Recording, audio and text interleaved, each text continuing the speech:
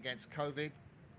Really careful conditions here for all the athletes and officials to make this a COVID-safe environment. And you've experienced some of those when you were in Zagreb, haven't you, Kat? Yeah, that's right, Martin. Really a lot of efforts made to contain the area the regatta's in. So no spectators. It's really a shame in some senses, but it also means that there's no risk or lower risk for everyone of infection by keeping the spectators out. So the regatta area is completely contained. Everybody coming into the regatta area has had a PCR test and tested negative, wearing masks at all times, and the athletes will take them off when they race. So as much being done as possible to make a COVID-safe environment for racing. Well, I'm looking forward to this race between Hungary in lane 1 and Italy 2 and Italy 1. There was a great old race just between two of these crews in the Europeans, the Hungarians and Italy 1. Now we've got Italy 2 into the bargain. A little bit of an onshore breeze coming there. Looks like a touch of crosshead from their sort of right shoulders. I think I'd quite fancy the near side lanes in conditions like this. There's the Hungarians, Bent Szabo and Kalman Furko, 24 and 23 years of age with the yellow caps on, easy to spot. And Italy 2, Giovanni Ficarra in the stroke seat, Alessandro Durante behind him. Durante, the oldest man in this race at 29 years of age. They won the race for lanes. And there's Italy 1 here, finished third in that race. Simon Fasoli looking round, and Simon Mantegazza, just 20 years of age, these lads. So they came down in 6:53, Italy 2, and 6:54, the Hungarians, in the race for lane. So just a second between the two. And well, that should mean that we're going to get quite a decent race today. Oh, look at that jump there from Italy 2, Durante and Ficarra. Wow.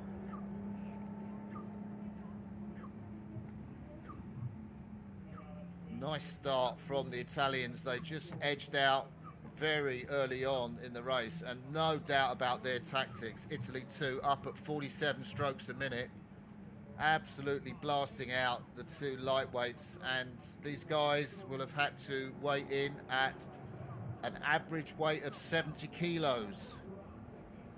So they can be a maximum of 72.5 kilos, but most of them are going to be around 70 kilos. And that is an amazing start by the Italian second boat, Durante and Ficarra in lane 2. Clear water already going through the 250, Cat.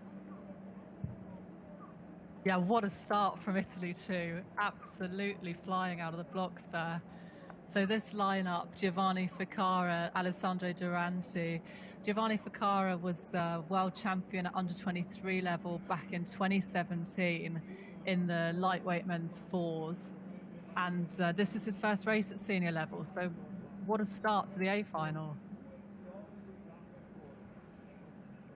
Absolutely. I think the Hungarians presume will come back into the race, but that's almost 2 lengths lead now as we come up to the first 500-metre mark. A decent time through the first quarter of this race, a little bit of a holding breeze. World's best time was 1:35. The Swiss went through in Amsterdam, so it's only 4 seconds slower than that, and conditions aren't anything like as quick as that day. So I think a sub 140 time for lightweight men's pairs as we ride with the first Italian boat there, Simon Mantegazza and Simon Fasoli. Mantegazza closest to the camera. Wow, what an exhibition of rowing, Cat. Yeah, fantastic stuff from these lightweight men's pairs. And that Italy 2 boat, they're just 20 years of age, Simone Fasoli, Simone Mantegazza, and they raced up at Varese in the European Championships earlier in the year, came back with a silver medal from there behind the Hungarians, and now we see them in this middle stage of the race still leading the duo from Hungary.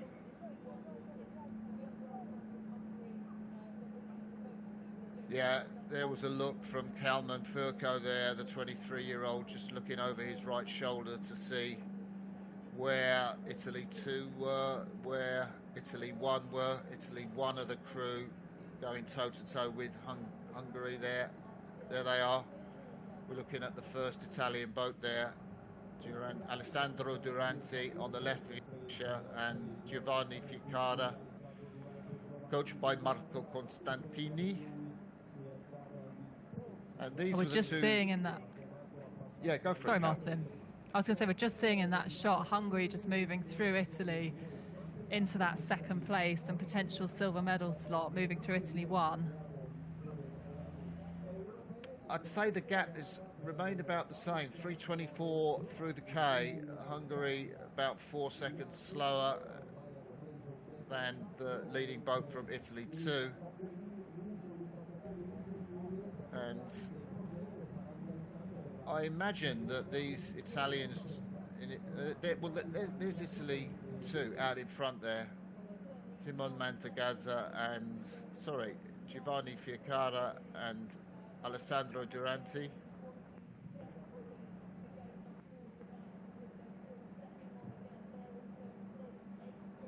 Real chevron from the drone shot there, you see. There's the two Italian boats there. Italy 1, Fasoli and Mantegazza. Closest to us. Italy 2 still at that high rate of striking. They're up at 39 strokes a minute, which seems to be so favoured by crews in smaller boats now. You used to really see pairs go over at about 36 strokes a minute, maybe 37 was quite high, but now crews going over at 39, 40 strokes a minute, Kat. Yeah, it's consistent in the lightweights and in the heavyweight pairs the last few seasons, and 39 strokes a minute is just a consistent rhythm through the middle part of the race. So looking at the drone shot, the top of the picture there, the Hungarians, that's Kalman Furco in the stroke seat, Bence Szabo in the bows. They're 23, 24 years of age. So they've raced in the pair and then also moved into the double for the final Olympic qualification regatta, but not able to qualify through that race in Lucerne. And we see them back here again in the pair. And they're solidifying that second place.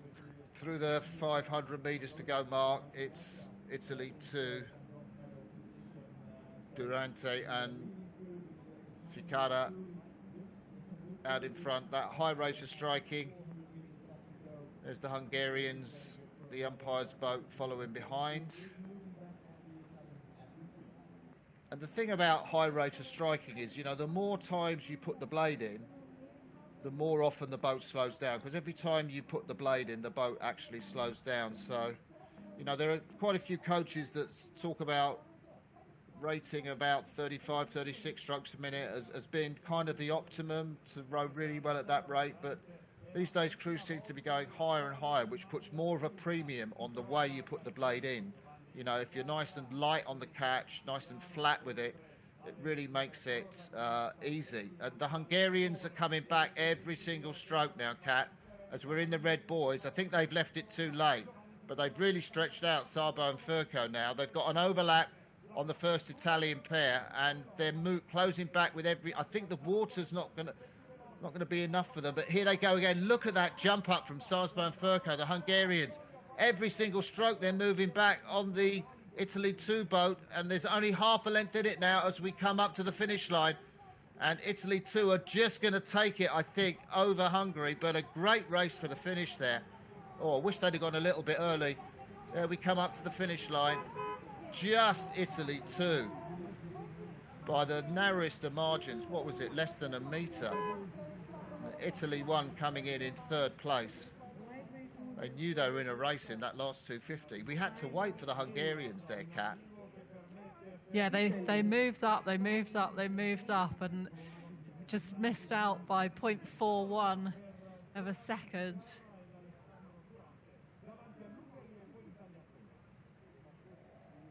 Wow. Well, that was a great finish to that lightweight pairs race.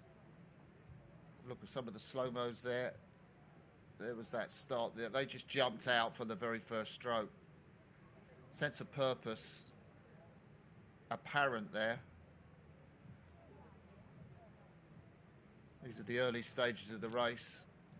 Italy won on this near side, leading the Hungarians. Hopefully we're going to get a close-up of the Hungarians in that sprint at the finish. Very flat trajectory of that blade through the water, not really going very deep.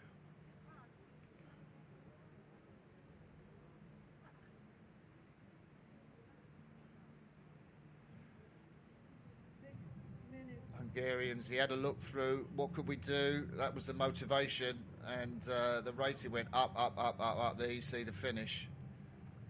It's what, just less than a metre between the two crews. Italians dying at the end.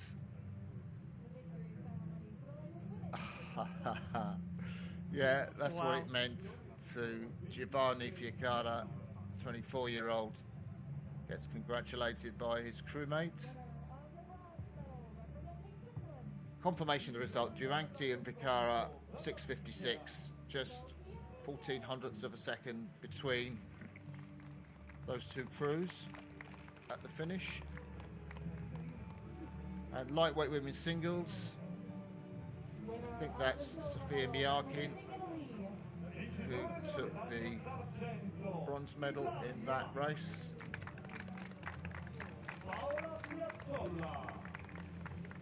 There's the Italian Paola Piazzolla in second place, awarding her that. And great result from Martijn Veld from the Netherlands. Little jump for the Dutch sculler there. We've got a quote from her, Martin, one of the quick quotes. She says, Martina Veldhuis says, "It was a good one, a tough one with Sofia and Paola. I had a good finish. This is my first win this year. I'm very happy." I bet she is. I bet she's absolutely chuffed. Nice gold medal, that. Lovely smile.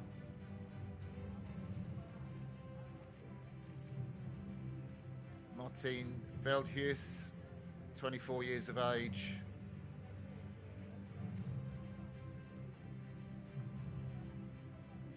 Three scullers going off for the photographs. Paola Piazzolla there.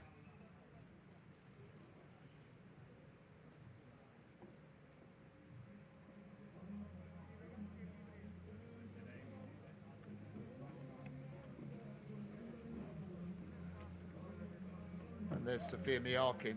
What a lovely smile. Swiss flag in the background.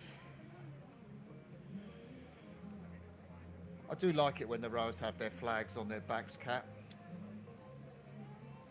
Yeah, it's a sense of pride, isn't it? A sense of achievement, honour of representing their country. They look great with the flags.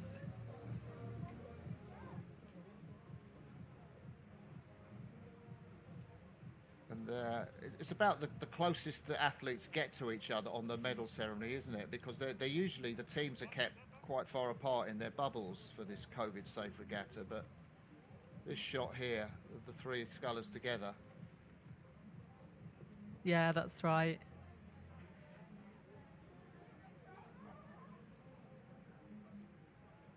So if you're tuning into this World Rowing production for the first A finals on Saturday, the second day of World Cup 3, we're in Sabaudia, the lovely town of Sabaudia. That is the Mediterranean over there. This is a coastal lake just inside Lake Paola.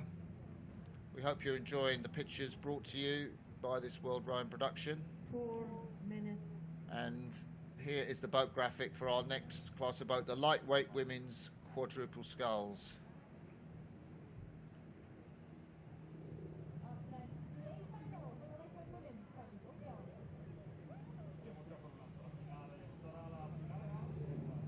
So we just have two crews in this race. It's like Henley, isn't it, Kat? Head to head, Italy and the Netherlands. In the centre lanes. Yeah, it's a one-on-one battle here in the Netherlands.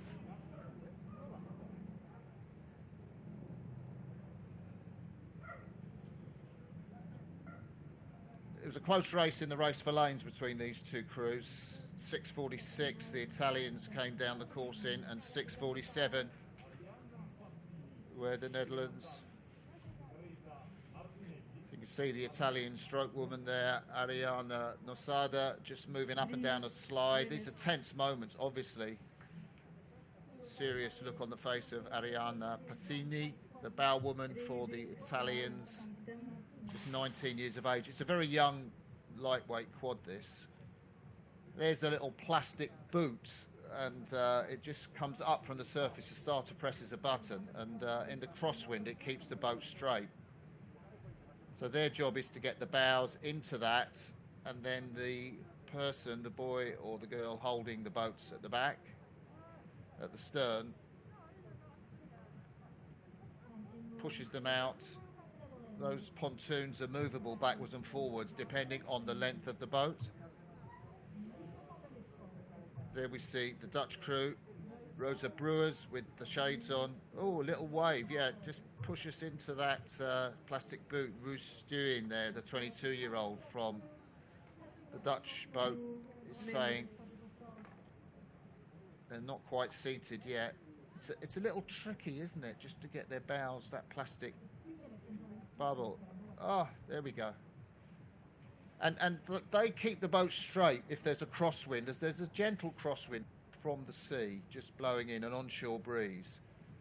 So this is why it's so important for this course to have those plastic boots. There are the Italians.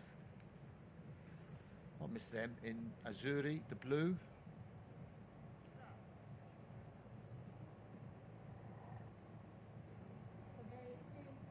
And expect these boats to come down in around about 6 minutes 40 seconds, I guess. So we're 6:46 and 6:47 yesterday. I think we might have slightly slower conditions today than yesterday. There is Nosada in the stroke seat, the oldest woman in this. It's not Nosada, Rosa Brewers. I do beg your pardon. Arianna Nosada.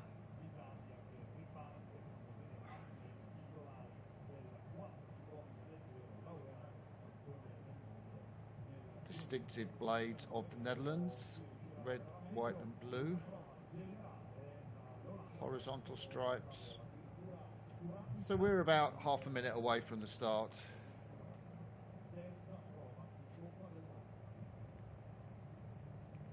Great close-up shots here of the athletes in this race, just in their start routine, focus now on their breathing, centered, loose shoulders, loose hands.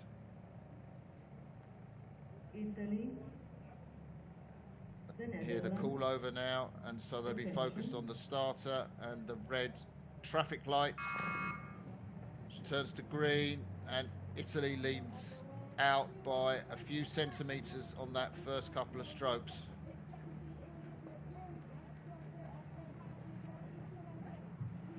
And Italy continuing to move out, Kat, to about half a length over the crew from the Netherlands. Yeah, Italy have really had a great start here. First few strokes have given them that advantage, and the advantage is still growing. So similar rate from both crews. They're both at 42 strokes a minute. And Italy now with 2/3 of a length, Martin. Yeah, the two women in the stern of the Italian boat have got experience of winning this event. When the Euros were held in Poznan in 2020. You were there, weren't you, Kat, for the Poznan Euros? Yeah, I was. It was the first sort of COVID-safe regatta after the pandemic started, and a really different atmosphere to what we'd seen before. We saw some absolutely fantastic racing there, and it was a good win for the Italians in that lightweight women's quad final. So there's the view down to the finish from our following boats. There's the red buoy you can see, 500 metres. The Dutch just drifting over towards the buoys there. Blades quite close to the buoys. Look, they've even hit a buoy. Oh, they've hit the buoy there, and they're steering back on the course. All sorts of steering problems for the Dutch crew there. Italians look to be going straight down their lane through 500 metres in 1:37.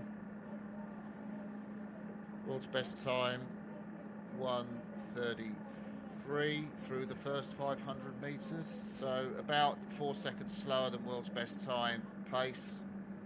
Conditions quite fast here, relatively. Italians still moving away from the Netherlands. Look at the graphic at the bottom of the pitch. You see that turquoise highlight. That's the boat speed in kilometres an hour. And the Italians continuing to move away from the Netherlands. The Netherlands will come back in the second half of this race. No doubt about that. Whether they've got enough in the tank to get through the Italians again, I'm not sure. But they're running quite an efficient style, the Dutch crew, coached by Abel Huigsloot.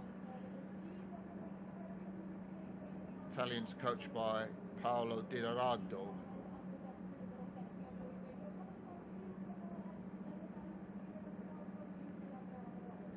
Just about 100 metres to go before the 1,000 metre mark, Kat, and Italy continue to lead.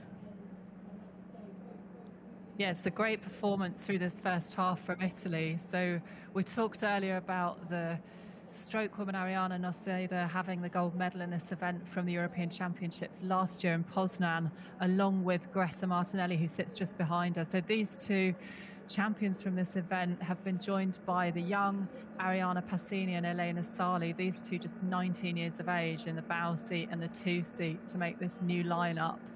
And this young crew really doing well here against the Dutch. 3:20 through the 1,000 metre mark, so I guess they're going to come round in around about a similar time to yesterday, around about 6:46, 6:47. You would imagine the Dutch will come through a little bit in this third quarter. They'll have to be, really, otherwise I'm afraid they're not going to get the overlap and a little bit of a tow from the Italians just to take them back into contention for the gold medal position. The Dutch in their zone. You can see the Dutch three-woman Roestin, 22-year-old in the middle of the boat there, just hard breathing.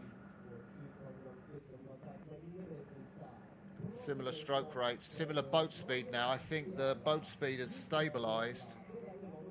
So both boats going at around about 4.8, 4.9 metres a second.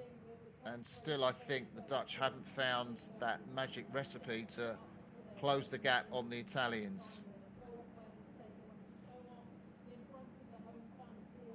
Yeah, Martin, that gap still maintaining as they move towards this third timing marker at 1,500 metres. Yesterday we saw Italy beat the Netherlands by 1.85 seconds in the test race. And this margin today could be a bigger victory for them if they can hold on to this advantage ahead of the Dutch crew.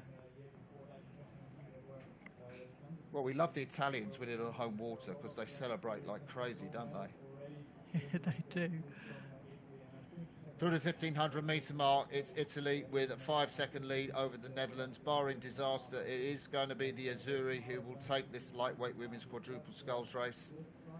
Just to let you know, if you're just tuning into this world rowing production of the first A finals of World Cup 3, second day of World Cup 3. And it is Italy out in front. These women all weighing in at an average of 57 kilos.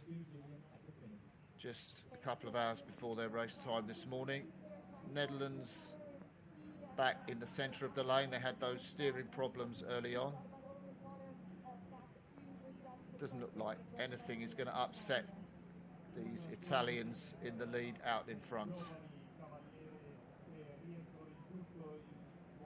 Netherlands over the boys again, Kat. I think they are having trouble with their steering. They've just gone over to those left-hand boys.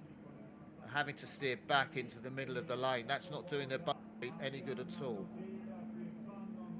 Yeah, that's right, Martin. It's normally easier to keep a quad running in a straight line than it is for a four. And we don't normally see crews have big steering issues when it comes to A finals. So there could potentially be a problem in the boat here, or something gone wrong a little bit with the setup in the Dutch crew that means they're having these issues with the steering. Is certainly an extra frustration, an extra challenge for the athletes to have to handle. And it's probably something they've practiced thinking about. If something goes wrong, how do you respond to that? But I think this has been detrimental to their boat speed down the course, and the Italians are flying away still at this stage. So Italy crossed the line in 6:47, Netherlands 6 seconds behind them. Never any doubt really from the first stroke when they jumped out into the lead. The Netherlands couldn't find that form of yesterday, or maybe the Italians were taking it a bit easy, where only a second separated the two crews. Similar conditions to yesterday. Gentle onshore breeze. There's the Dutch blades. A little difference in terms of syncing up between the blades on that side. Look at the Italian blades, a lot closer synced up. More definite rhythm to the finish of the stroke. Dutch coming round the finish with sort of quick hands, nice, easy and loose. There's that steering blip the Dutch had, hitting the blades. You know, if you get your blade wrapped round the wire at the sort of bottom of those buoys, it could really cause a serious boat stop problem. So you kind of want to keep your blades away from there. And there we see the Italians with that 5 or 6 seconds dominant lead. 8 minutes.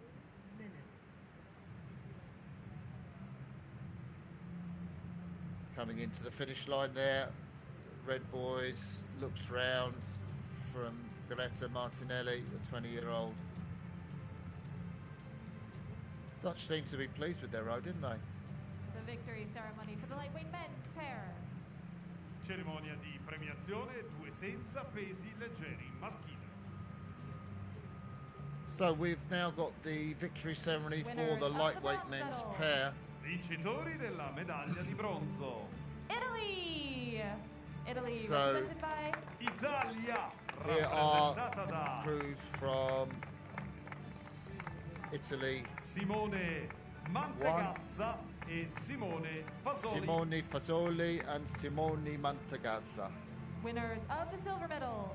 the 20-year-olds. Vincitori della medaglia d'argento. So they came close, Hungary! the Hungarians, Hungary, but represented by just Ungheria, one rappresentata da 0.12 of a second. Salman Furco. So Kalman Furco presents the Ben medal to Ben Sazabo. Sazbo, and Sazbo presents the medal to his stroke man.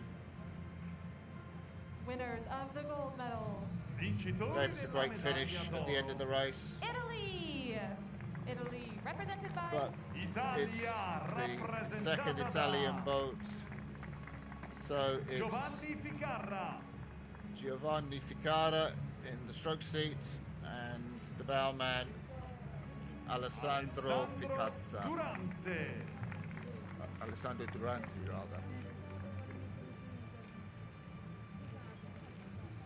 Giovanni Ficarra says, "We're super happy to win here at home. This is the first international event for my pair partner, Alessandro Durante. So to come up with a win, we're really happy with that." Yeah, I bet they're really happy. It was just the narrowest of margins at the end, wasn't it? So lots of Italian wins, lots of Italian lightweights here in Sabaudia. These non-Olympic boat category, the A finals on Saturday. Olympic classes have the finals tomorrow, day 3 of World Cup 3. All that training, it's nice to get a medal, isn't it, Kat? Yeah, absolutely. And 2 medals for Italy from this event on home water. It's great to see. Esatto, ma dietro da qui però, via da questa zona.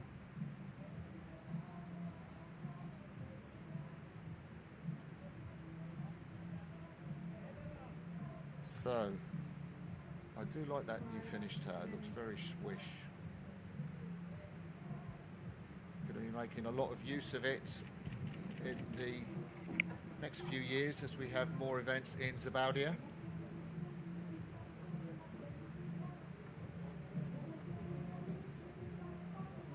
And there we will see the 6 rowers together.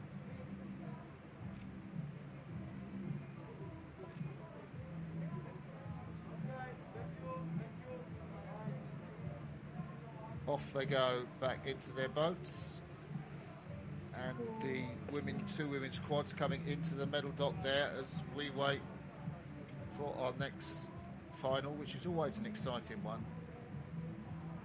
Men's quadruple sculls. There's the tower in the centre of Sabaudia.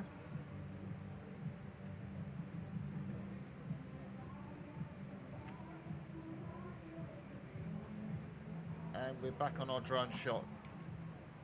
There's that lovely view of the beach. Just the other side of that peninsula, this sort of lake or lagoon, I guess you could, Lago di Paola.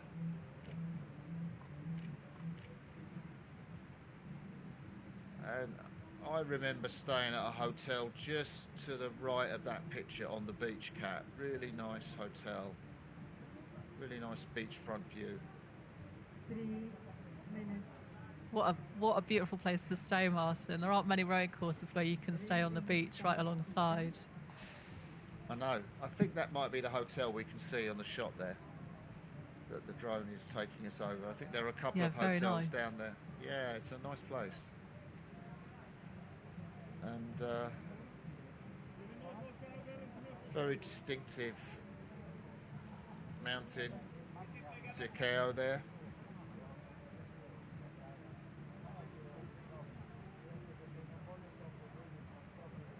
There is the boating area, a little sort of lagoon off the lake that the crews boat from. The new boathouses and so on. But we go up to the start for the final of the next event, which is the lightweight men's